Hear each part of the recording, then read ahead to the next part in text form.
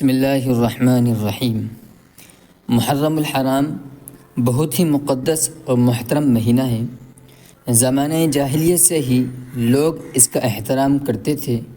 چنانچہ زمانہ جاہلیت میں لوگ اس مہینے میں لڑائی جھگڑے بند کر دیتے، کوئی کسی پر ظلم نہیں کرتا تھا اور سب لوگ تجارت میں لگ جاتے تھے۔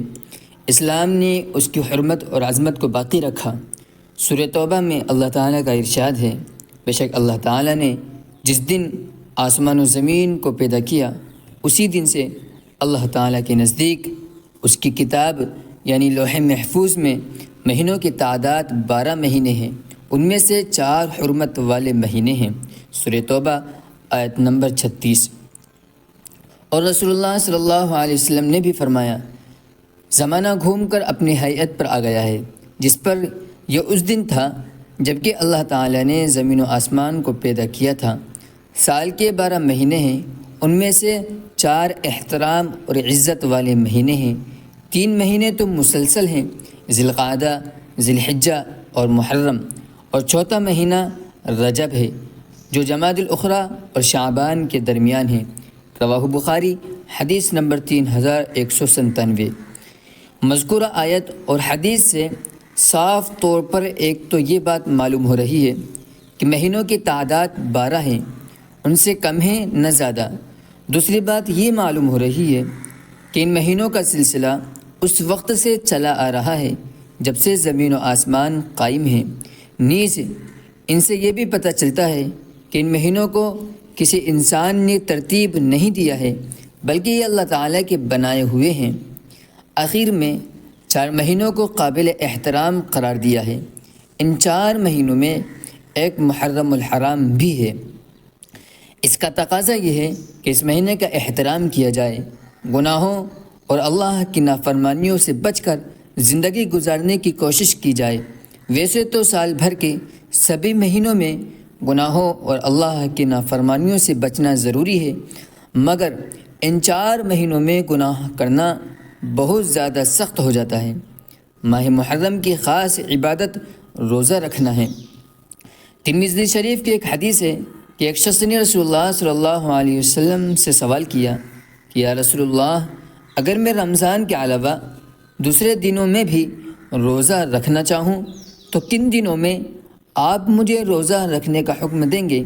آپ نے فرمایا، اگر تم رمضان کے علاوہ دوسرے دنوں میں روزہ رکھنا چاہو تو محرم کے مہینے میں روزہ رکھو، اس لیے کہ یہ اللہ کا مہینہ ہے۔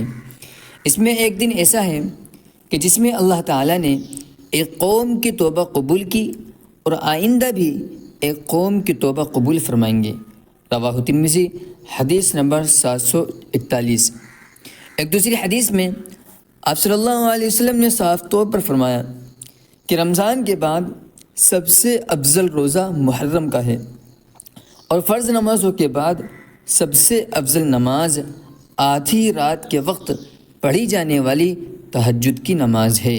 رواہ مسلم، حدیث نمبر 2812۔ عاشورے کا روزہ مستحب ہے۔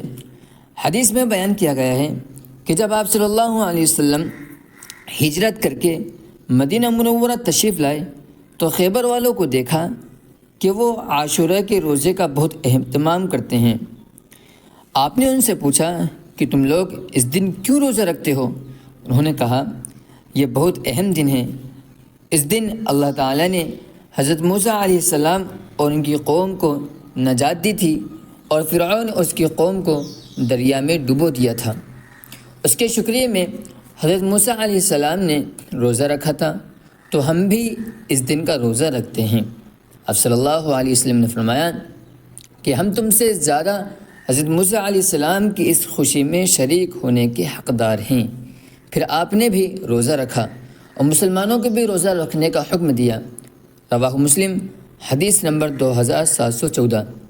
لیکن صرف عاشورے کا روزہ رکھنے میں ایک طرح سے اہل کتاب کے ساتھ مشابہت تھی، اس لیے آپ صلی اللہ علیہ وسلم نے فرمایا کہ آئندہ سال میں عاشورے کے ساتھ 9 تاریخ کا بھی روزہ رکھوں گا، مگر آپ کو اس کا موقع نہیں ملا اور اس سے پہلے ہی آپ اس دنیا سے رخصت ہو گئے۔